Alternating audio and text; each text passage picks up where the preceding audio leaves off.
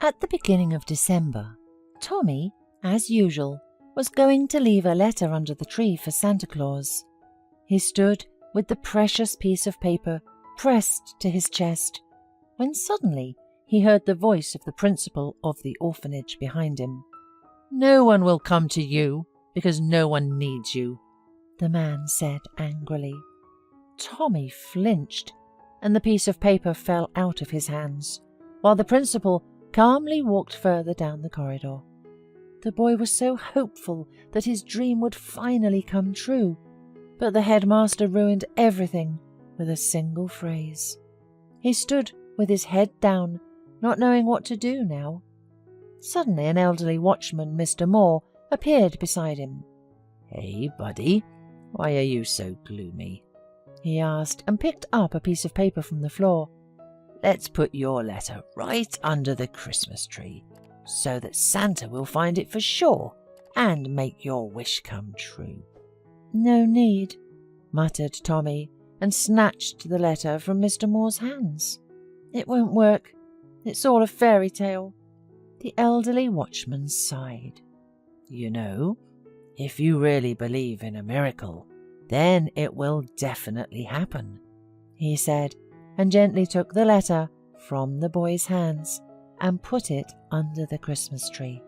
Tommy smiled, happily hugged the elderly man and ran to his room. Mr. Moore looked after him for a long time, thinking that everyone in this life needs a fairy tale. He had 2 grandchildren of his own, but his son got married for the second time and became completely estranged from him. He stopped coming to visit and did not even bother to call him once in a while. And so it turned out that the children of the orphanage became more dear to Mr. Moore than his own son. The elderly watchman saw how Tommy wanted to find a family and sincerely felt sorry for the boy, but he could not replace his parents. The advanced age and the strict order established in the orphanage after the change of principal would not allow him to do so. At the same time, the young couple, Paul and Sarah, desperate to have a child of their own, thought about adoption. The decision was not easy for them because Paul's parents were against it and wanted them to give up the idea.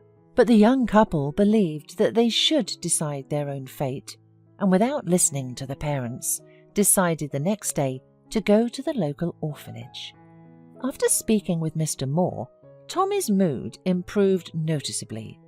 Yes, the boy realized that it was not the first year he had been asking Santa Claus for the same thing, and with each time his faith in the miracle was diminishing. But Tommy wanted a new family where he would be loved so much that he had not given up hoping. The next day, Tommy was walking by the Christmas tree and noticed the watchman standing by it and whispering something. He became curious and walked closer. When the elderly man heard the footsteps, he turned around. "Well, I would like to make my dream come true too," said Mr. Moore embarrassedly. "But you're an adult. Don't you lack something?" asked the boy with interest. "Yes, you're right, and I've lived a lot on this earth, and really, as you say, I shouldn't need anything. But you know, there are things that are hard to talk about. Let's go. I'll show you something," offered Mr. Moore, and taking Tommy by the hand, led him to his room. After laying out the pictures of his grandchildren on the table, Mr. Moore told Tommy what he had been missing for the past few years. "I had a quarrel with my only son, and haven't seen my grandchildren in 2 years. I made a wish for the last time to see my grandchildren." The elderly man took out a handkerchief and wiped his tear-wet eyes. Tommy, taking his hand, said, "You should write a letter to Santa too. We'll put it under the Christmas tree together, and maybe you'll really see your grandchildren." Mr. Moore looked at the boy and saw so much warmth and childlike naivety in his eyes that he could not take away his faith in miracles. He promised, in a cheerful voice, that he would sit down to write the letter right away. Tommy ran joyfully to his room, and the watchman really sat down to write the letter. Of course he did not believe in miracles, But the hope remained that his son would come to his senses, and at least at Christmas time, he, with his whole family, would visit his aged father. Paul and Sarah, as serious as never before, arrived at the orphanage and immediately went to the principal's office. With good connections in the town administration, they had no doubt that there would be no problems with the paperwork. The only thing left to do was to choose, and they decided to take this matter as seriously as possible. When the couple walked by the hall, they noticed a boy hanging pictures on the decorated Christmas tree. It seemed so touching that Paul and Sarah came closer and asked who had painted all these beautiful pictures. Tommy turned around, and his gaze made them feel so warm at heart, as if they were looking at their own son. "Paul, let's come quickly to the principal," whispered a stunned Sarah. "I think I know what we should do." Already in the principal's office, the first thing they did was ask about the boy they had met near the Christmas tree. "We liked him so much. He's a little angel. Would you kindly tell us more about his parents, how he got here?" The principal could have praised Tommy, but instead of this, he tried to discourage the couple and immediately said that the boy was born of a drinking woman. "The first impression is deceptive, believe me. I have seen her drunk more than once, and so I do not advise rushing. Who knows what kind of heredity he has? Look at the other children too." "No, we don't need the others." "All right, we'll think about it, but we're not likely to change our minds." They walked out of the building and immediately ran into Mr. Moore. He saw them talking to Tommy and decided to wait for them outside. "Sorry to interfere, but please don't believe what the principal had told you. He's new here, and I've been working here for over 10 years, and I know all the children. Tommy is a good and kind boy, and if you want to adopt a child, believe me, this is the best option for you." "It's strange, but we were told that he had a bad heredity," said Sarah thoughtfully, and she and her husband looked at each other, perplexed. And then Mr. Moore, seeing that the principal was looking at them from the window, took the couple aside and told them everything he knew about Tommy, and most importantly, about the fact that every year the boy wrote a letter to Santa Claus asking for a real family. The elderly watchman was not afraid that he would be punished for this conversation, because he was already retired and would not find himself without a livelihood anyway. He wanted Tommy's dream to come true so much that the elderly man even cried while telling Sarah and Paul about him. "You know, I haven't seen my grandchildren for 2 years myself, and looking at Tommy, I wrote a letter today too, and I believe that my dream will come true after all, and you can perform a real miracle for this boy. Please, don't refuse him." "No, we weren't going to say no, but thank you very much for the truthful information," said Paul. Tommy was also observing what was going on through the window, as well as the principal. He was wondering what these people who praised his drawings were talking about with the watchman. But suddenly, the principal's voice came from behind him again. "Who are you looking for out there? Stop dreaming. You're staying here anyway. It's your destiny," he said rudely to the boy. Tommy cried and was about to go to his room, but Mr. Moore entered the hall at that moment.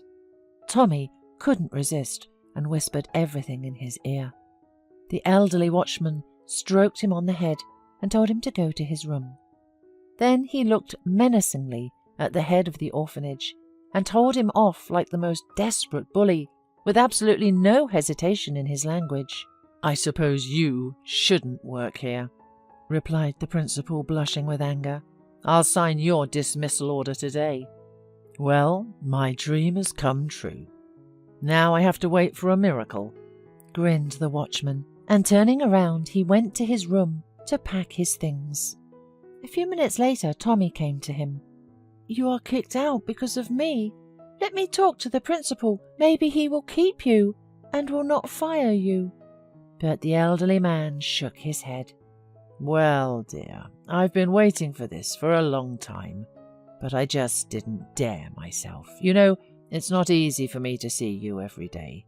You remind me of my grandchildren, whom I deprived myself, and now I am left alone," he said, and stroked Tommy's hair. "And you should wait, hope, and your dream will surely come true," said Mr. Moore at parting, and taking his bag with his belongings, left his room. Thus Tommy was left all alone, because only the old watchman always understood him and supported him. Time flew by unnoticed, and the most exciting day of the year, when all the children are waiting for a miracle, came. Tommy also believed that this time Santa would be able to fulfill his wish, but seeing the principal grinning, he got upset and stopped waiting for anything. He went off to his room to avoid talking to anyone, but suddenly he heard familiar voices in the corridor.